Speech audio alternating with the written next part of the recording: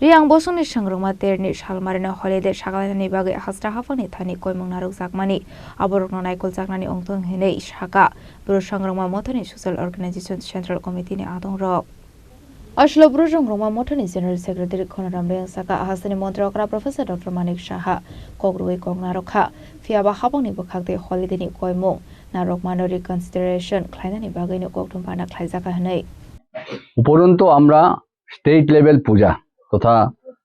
সংগ্রামা পূজাকে রাজ্যভিত্তিক সংগ্রামা পূজা সেই 2004 থেকে শুরু করেছি এবং চলিত বছরে আমাদের 2024তম রাজ্যভিত্তিক সংগ্রামা পূজা আমরা অনুষ্ঠিত করেছিলাম। এখানে আমরা যদিও বলে থাকি যে সংগ্রামা পূজা, কিন্তু ইহার সাথে আমরা আরো 11টি দেবদেবীদেরকে পূজা করে থাকি। সুতরাং এটা আমাদের শুধুমাত্র রিয়াং জনজাতি নন, বিভিন্ন সম্প্রদায়ের যারা হিন্দু এবং যারা সনাতন ধর্মাবলম্বী তারাও আমাদের এই সংগ্রামা দেবী পূজায় অংশগ্রহণ করে থাকেন এবং ওনারা ভোগ থেকে শুরু করে অনেক কিছু পূজা পার্বণে ওনারাও অংশগ্রহণ করে থাকেন। এর ফলে আমরা দীর্ঘদিন থেকেই আমরা প্রয়াস শুরু করেছিলাম এবং ত্রিপুরা সরকারের নিকট আমাদের এই স্টেট লেভেল সংগ্রামা পূজাকে পূর্ণ হলিডে তথা স্টেট গভর্নমেন্ট যাতে হলিডে ডিক্লারেশন করার জন্য আমাদের দাবি ছিল এবং এই চলিত বছরে আমাদের 24তম রাজ্যভিত্তিক সংগ্রামা পূজায়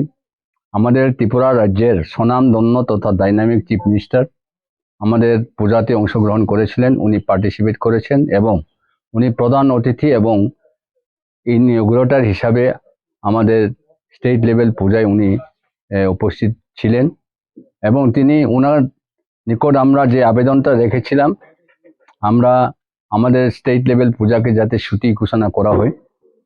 সেই দাবিকে উনি মূল্যায়ন ক্রমে এবং যথেষ্ট গুরুত্ব সহকারে বিবেচনা করে আমাদেরকে পূর্ণ ছুটি ঘোষণা করার জন্য উনি সহমত পোষণ করেন এবং হাজারো ভক্তবৃন্দদের সম্মুখে উনি একটা